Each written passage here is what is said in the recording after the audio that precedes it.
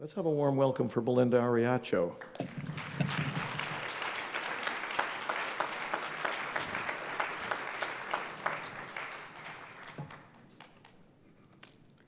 Just to clarify, I'm actually a co-founder and a board member of the Church of the Eagle and the Condor, just to clarify. Yate, shik edo shidetne, she ya Belinda Eriacho yanishye, hanaatni nishle, nashtejish beshish chin, the bethlejina deshiche, nashtejish deshinele. Blessings, my family, my relatives. My maternal clan is the one who walks around, born for the Navajo people. My father's lineage comes from the Zuni people. My maternal grandmother is from the Black Sheep clan of the Dine people. And my father's people, my paternal grandparents, are from the Zuni clan.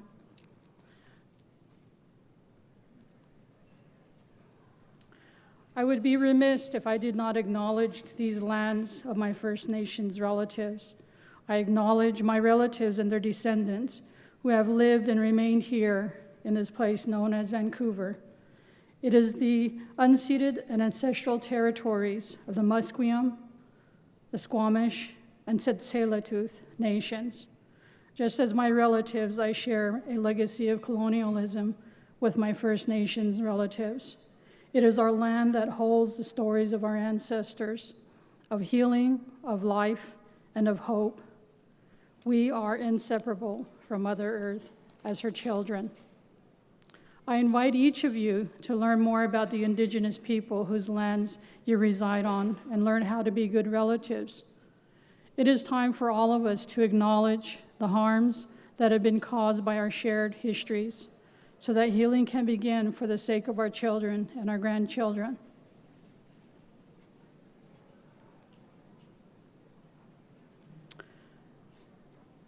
There are two objectives for my talk today. The first one is really a reflection of where we are right now as a human family. Second is also to share some principles that will move us forward on this path together. As a young child growing up on the Navajo reservation, our summers and weekends were spent helping our maternal grandparents haul water and haul wood. They were very traditional people and did not have the modern-day conveniences of running water or electricity. In the springtime, I remembered as a child when my family would gather to prepare the land for planting. By this time, the first thunderstorms had already arrived, echoing against the red rocks to awaken the animal relatives. I knew it was springtime for planting because my grandmother would strategically place water barrels at the corners of her simple home outside. The purpose was to capture the rainwater from the roof. My uncle would then arrive with his red John Deere tractor and begin plowing the cornfields to turn the soil. Turning the soil was an important first step in preparing the land for planting of the seeds. I learned much later that turning of the soil was done to defend against weeds and insects. It also allowed the soil to aerate and to release nutrients into the earth. My grandmother would then show up with a variety of seeds she had saved in glass jars from the previous harvest. The turning of the soil was also used to describe the prophetic teachings of those that came before us. For centuries, as Dine and shiwi people of the Southwest, we learned to care and honor the land for subsistence. Our cultures and our traditions taught us how to navigate through the changes in life, to plant new seeds of hope for the next generation and practice grateful, sacred reciprocity. In the cosmology of the Dine and the shiwi people, the cycles of life have always been in alignment with universal law. These cycles of life do not only apply to the cycles of human development, but they also apply to the cycles of our life experiences, the environment, and other plant relatives, and so much more. You may be asking at this point, what does this have to do with psychedelics? It is simple. The analogy of turning of the soil is a metaphor to explain the changes we are experiencing in this linear time, just like the unearthing of the soil. We, my brothers and sisters, are in that great time of change. Like the soil, we have been unearthing our own shadows and truths for ourselves and the greater collective. Shadow work is a process of making the unconscious conscious and the unacceptable acceptable. At the core of the shadow work is the truth, our inner truths that we hide from others and from ourselves. It is as if we are being turned inside out. Change is inevitable. It is part of the law of the universe. How we choose to accept or not accept these truths is really up to us. Change allows us to have breakthroughs to become better human beings.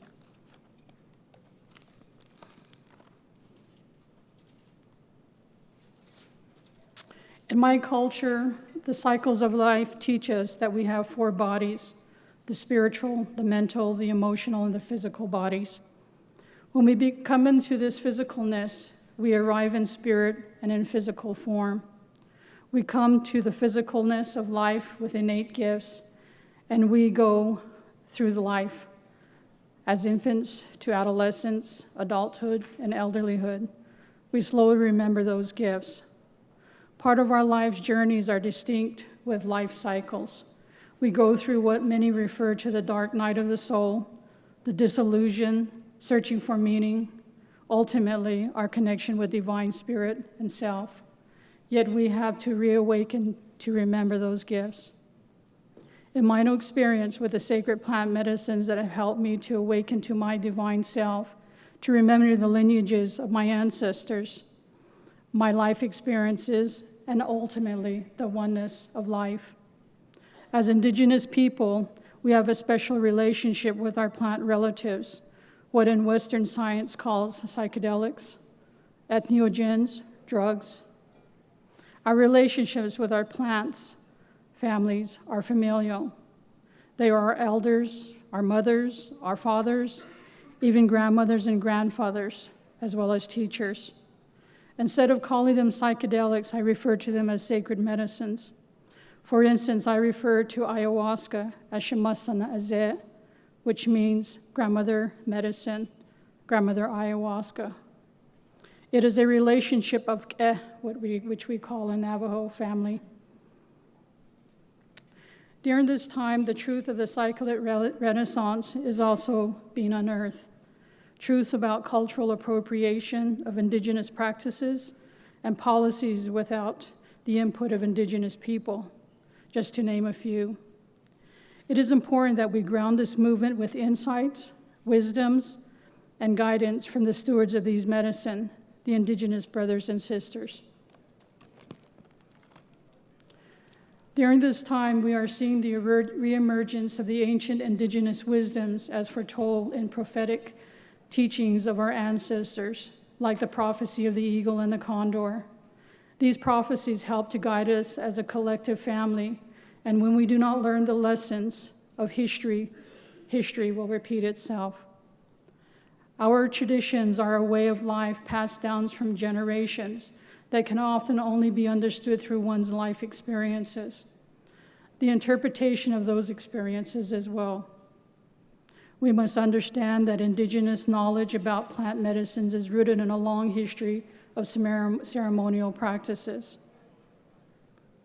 A second point is our indigenous experience known in Western culture as non-ordinary states of consciousness, in many cases, are normal states familiar to us. There is nothing ordinary about them. As we awaken to ourselves, it is imperative that we recognize that the awakening is inclusive.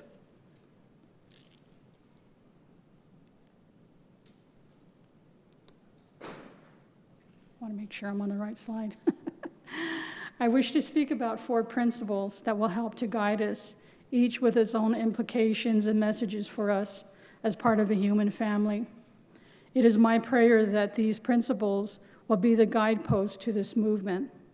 They include self-awareness, interconnectedness, spirit first, and sacred reciprocity.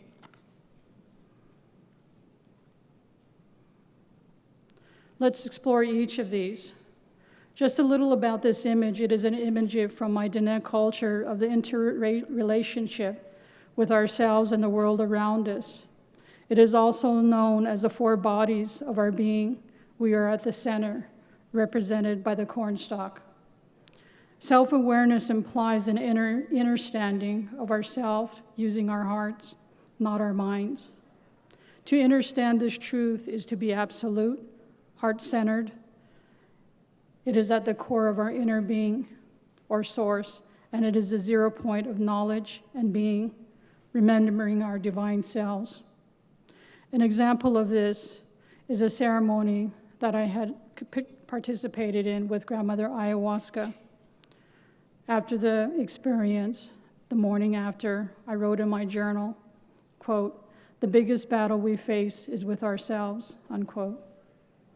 This and many ceremonies thereafter taught me in order to heal, I first needed to forgive myself and others. As I witnessed the events of my journey, the tears fell, softening the emotions, and to cleanse the memories of my soul. This healing brought me to a place of self-awareness, of an inner healing.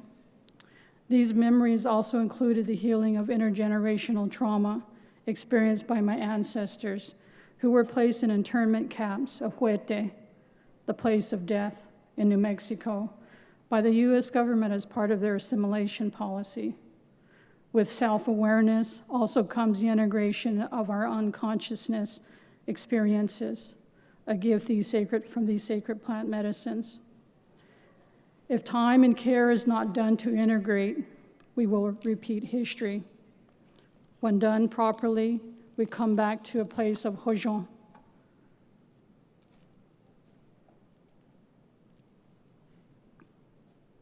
Let's explore interconnectedness. One of my Dine elders refers to this interconnectedness between humans and everything around us as universal Ke. Ke in the Dine language means family or relative. It includes those we have close relationships with, whether human or not. An example that I mentioned earlier was my reference to Grandmother Ayahuasca, Ashamasana Azed. She was a very wise being, and she gives us exactly what we need on our inner journey. She is there to comfort us, to guide us, and to be a part of us. Even when we have the ability to have a dialogue with her. In a ceremony, I recently asked Grandmother Ayahuasca, "What is it? What is the message that you wish for me to share to others?" She replied, "Human beings have forgotten how to hold reverence for the plants. We are here to heal humanity." So my brothers and sisters, you got the message. We each have time to voice. We all need to be the voice for the voiceless. Another concept to share is that all things in the universe are dependent on one another. From our perspective, human and other than human, such as plants, animals, rivers, wind, mountains, are all expressions of spirit. What we consider material life does not act alone. Instead, there is a shared consciousness with the spirit beings. In many of our Native American cultures, we refer to them as the spirit world. We need the plants just as much as they need us.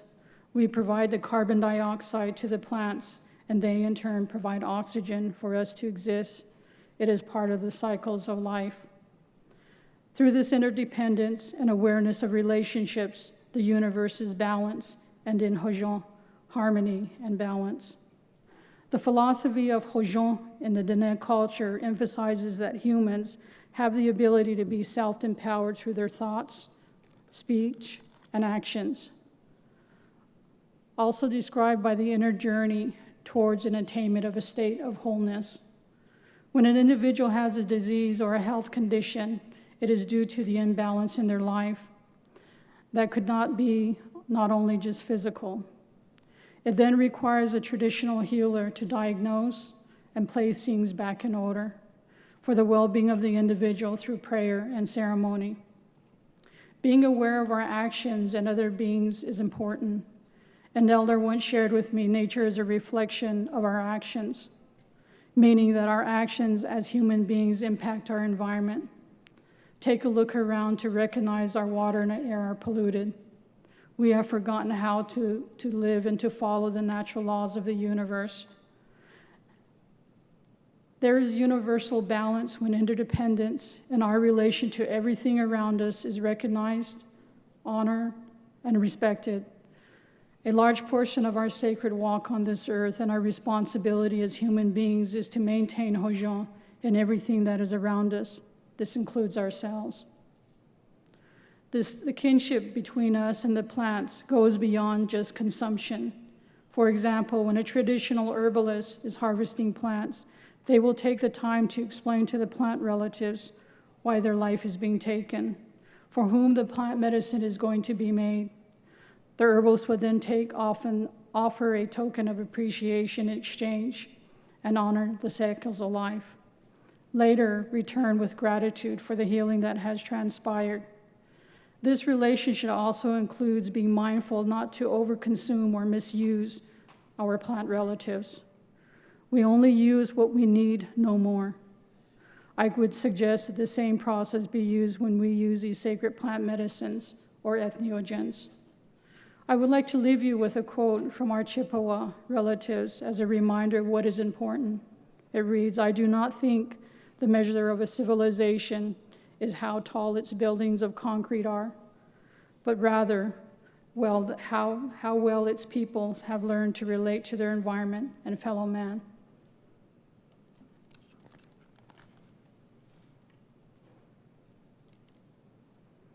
From the viewpoint of my culture, the spiritual aspect and the well-being of individuals are one and the same. In the culture of my ancestors, we have 4 bodies: the spiritual, the emotional, the intellectual, and the physical bodies. Our spiritual aspects is something personal, deep, and mystical for each of us. Spirit first implies that we get out of our minds and get into our hearts. This is the magic of healing for ourselves and for the collective. Spirituality comes from the interconnectedness to our souls and its sacredness. In this movement, we need to change the paradigm where spirit is first. Healing cannot happen by just focusing on the physical aspects of an individual. In my personal experience of healing, spirit was a key element. This is what is missing from the psychedelic assisted therapy models and narrative. Thank you. I am reminded of what spirituality, in this quote, "The ego traps you and the soul rescues you. This is the core of spirituality."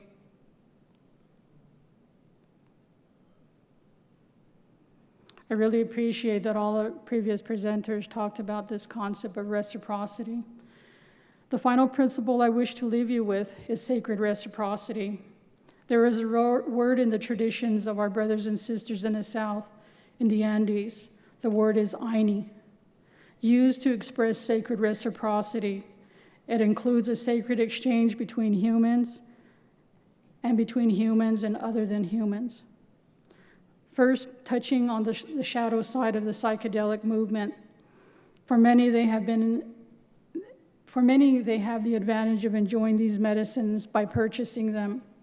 There is little thought or care to where these medicines came from, who labored to grow them, how they were sourced or produced, whether prayers were offered to the plant relatives before harvesting.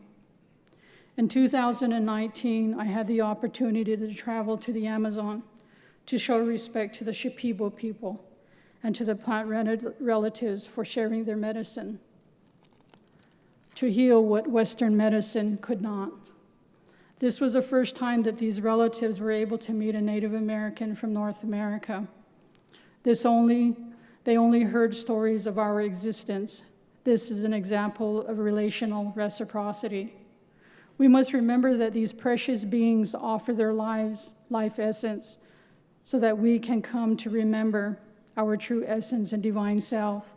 This is a form of humble reciprocity. Sacred reciprocity extends beyond the boundaries of personal use. In this modern psychedelic movement, it includes the biotech executives, the investors, business leaders creating synthetic sacred medicines. I would invite you to reconsider your business model of inputs and outputs.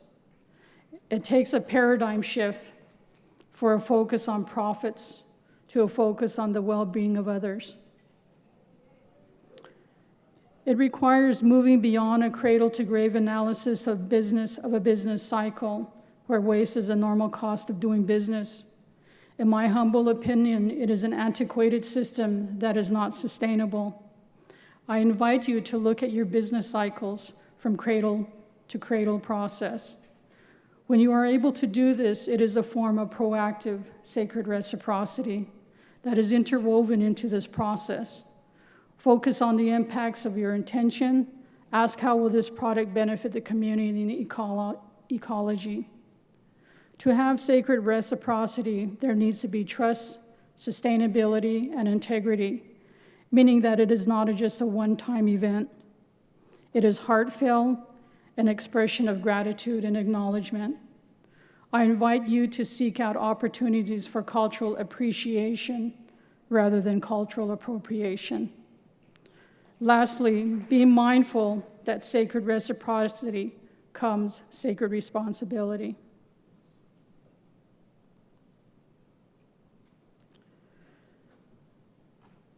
We are at an intersection between the ancient wisdoms of indigenous cultures and the psychedelic renaissance, my dear sisters and brothers. In closing, I want to leave you with a few questions for consideration. I invite you to go within your mind's heart when reflecting on the questions and the potential answers. My hope is that by asking these questions, we will seek and understand what indigenous people have been trying to share. The first one is my ego or my soul leading me. The second one, why don't I know about the cultures, the stewards, and the histories of these medicines I seek? Are we listening to the wisdom of these indigenous stewards, or are we viewing them as mere myth and fable? What are the implications of my decision and actions in the space for my children and grandchildren? Will they have access to these healing modalities? The choice is each of ours, my dear brothers and sisters. Eloque, thank you.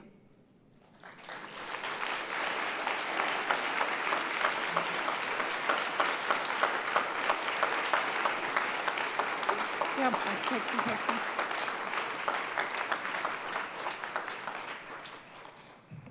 We have time for some questions. If anyone has one for Belinda.